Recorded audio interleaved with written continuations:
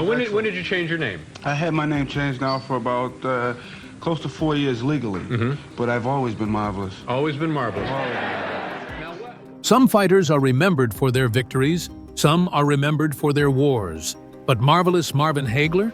He's remembered for both, and for a heartbreak that still haunts boxing. May 23rd, 1954, Newark, New Jersey.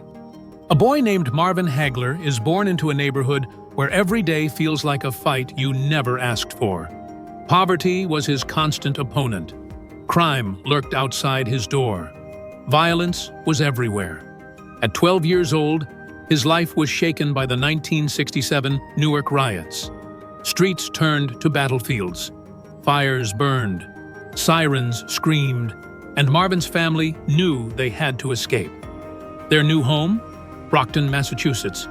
It wasn't exactly safe haven, but it's where Marvin found something that would change everything. Boxing.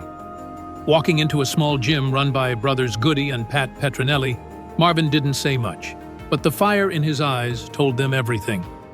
This kid wasn't just interested in boxing, he was obsessed. He trained until exhaustion, then trained more. "If they cut my bald head open," he once said, "they'd find a glove. That's all I am. I live it." 1973, Marvin's professional debut against Terry Ryan. 2 rounds, 1 knockout, message sent. But the doors to the big fights didn't open. Promoters saw him as too dangerous. Big names avoided him. He was high risk, low reward, a nightmare for any fighter trying to protect their record. For years, Marvin fought anywhere he could. Tiny venues, hostile crowds, undercards no one remembered. He didn't care. "I'll fight anybody. I don't care where or when," he said. Finally, in 1979, his shot came. Vito Antuofermo for the WBA and WBC middleweight titles. He outboxed, outworked, and outpunched his opponent. But the judges called it a draw. The crowd was stunned. Marvin's face didn't show anger, just the cold realization that the system was still stacked against him. September 27, 1980. London.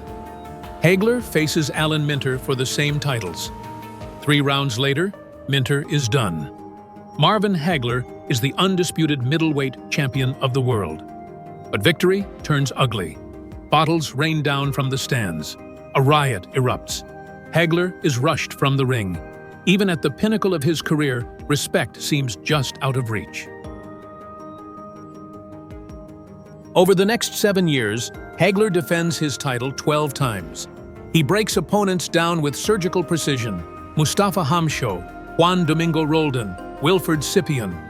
One by one, they fall. Still, the media favors flashier fighters. Before one fight in 1982, the ring announcer leaves out Marvelous from his name. That was it. Hagler legally changes his name to Marvelous Marvin Hagler. You will say it now. He fights like a soldier. No wild parties, no distractions, just war in the ring. And soon, the war to end all wars was coming. The 1980s, boxing's golden age. The 4 kings, Hagler, Sugar Ray Leonard, Thomas Hitman Hearns, Roberto Hands of Stone Duran. But Hagler was always the outsider. Leonard, media darling. Hearns, knockout sensation. Duran, already a legend. Hagler had no big sponsors, no flashy image, just grit, the Petronelli brothers, and a chip on his shoulder the size of the belt. Every fight against them was personal. He beat Duran in a chess match of skill. He destroyed Hearns in pure chaos. And Leonard, that fight was still waiting. April 15th, 1985. Caesar's Palace, Las Vegas. Hagler versus Hearns. The war. The bell rings. No feeling out, no slow start. They attack like 2 men who plan to end the other's career. Hearns lands a monster right hand to Hagler's chin. Most fighters would have dropped. Hagler doesn't take a step back.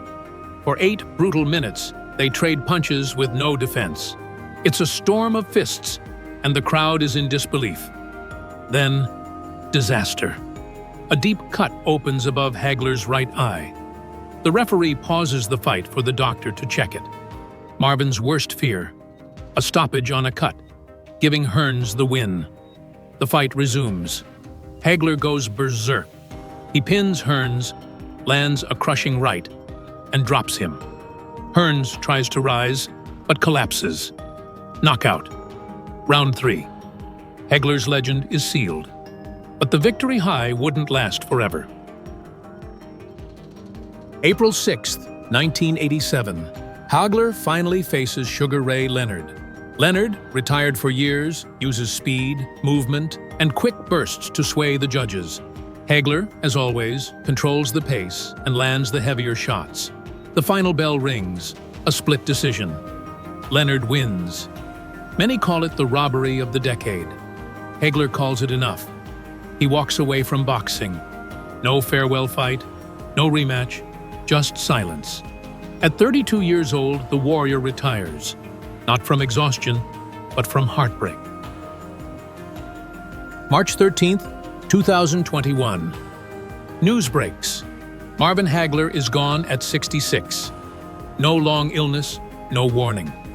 One moment here, the next, gone. Tributes pour in. Leonard calls him a true warrior. Hearns says, one of the best to ever do it. Duran remembers him as a great fighter and a good man. Promoter Bob Arum's words cut deepest. He was loyal, honorable. One of the greatest I've ever promoted. Hagler never chased fame. He chased respect, and in the end, the world gave it to him. If this story got your heart racing, imagine what's coming next.